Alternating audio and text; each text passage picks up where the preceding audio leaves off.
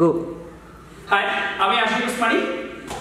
আজকে আপনাদের কারাতেতে স্ট্যান্ড গুলো মানে আমাদের স্ট্যাপের যে স্ট্যাপ সেই স্ট্যাপ গুলো আজকে দেখাবো কিভাবে স্টার্ট করে এবং বেসিক যে স্ট্যাপ গুলো আছে সেই স্ট্যাপ গুলোকে আমরা আজকে দেখাবো।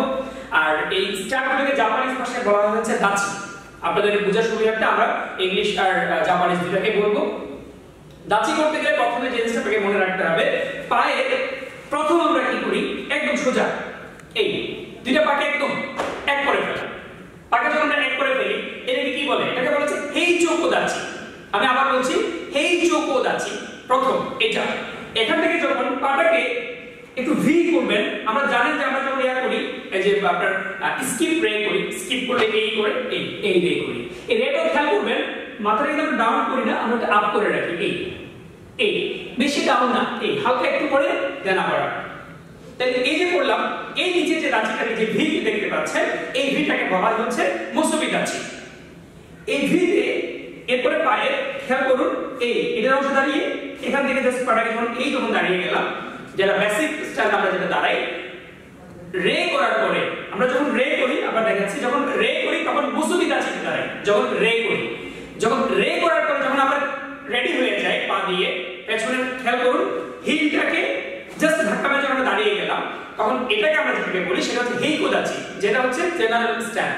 হেইকো দাচি করার পরে আপনাকে সামনের পাটাকে যদি এখান থেকে হিলের উপর দাঁড়িয়ে যখন একটু মুভ করবেন, এখান থেকে একটু মুভ করবেন, এইটাকে কি বলে? এটাকে বলে হচ্ছে সোতো হাসেজি দাচি। এই দাচিটা পায়ে এবার যখন নিচের ইয়ারটা আরেকটু ইয়া করবেন, এটা হচ্ছে নাইফাঞ্চি দাচি।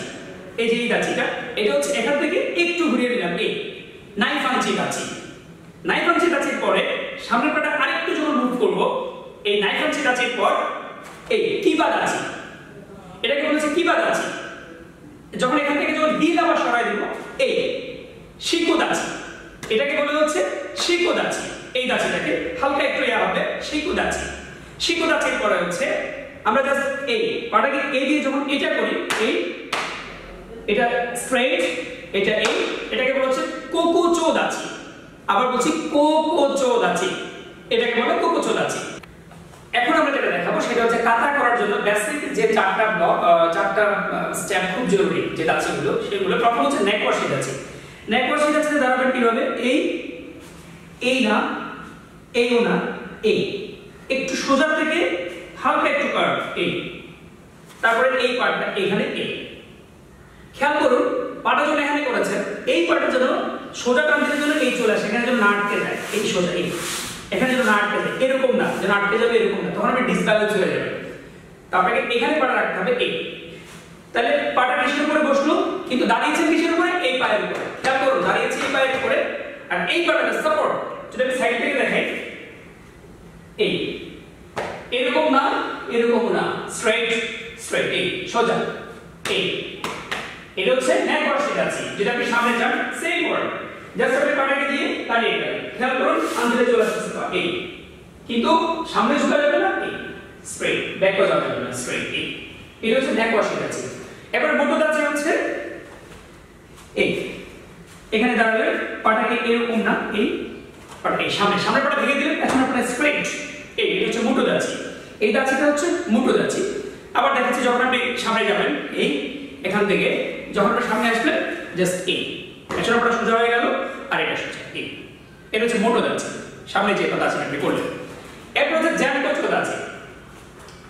মোটো দাচির চেয়ে একটু বড়, পেছনের পাটা তবে হ্যাঁ, কখনো পায়ের সোজা পা রাখবেন না, তাহলে কি হবে? আপনি ডিসব্যালেন্স হয়ে যাবেন। পা থেকে একটু সাইড রাখবেন, যেন ট্রেনে আসার সময় থাকে।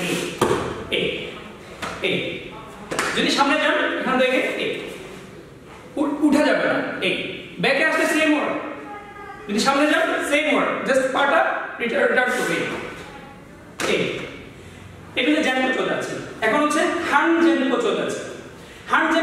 ওটা হচ্ছে জ্যানকোচো দাচির চেয়ে একটু বড়। আবার বলছি, ডাউন হওয়া যাবে না, ব্যাকওয়ার্ড স্ট্রেট। যখন পা যাবে, বড় পাটা যাবে, এই পাটা এখান থেকে এসে খেয়াল করুন, সামনে যাচ্ছে, এখান থেকে বসে গেলাম, আপ এন্ড ডাউন। আবার যাচ্ছি, আমি যদি পাঞ্চ করি এখান থেকে পাটার সামনে গিয়ে 1 ব্যাকে আসলে 2। এটা হচ্ছে বেসিক যে দাচিগুলো আছে, যে কটা দাচি এগুলো বাসায় প্র্যাকটিস করবেন। আর একটা কথা বলে রাখি, এই কাতার দাচিগুলো প্র্যাকটিস করার আগেও অবশ্যই ফ্রি হ্যান্ড করে নেবেন। ভালো থাকবেন সবাই।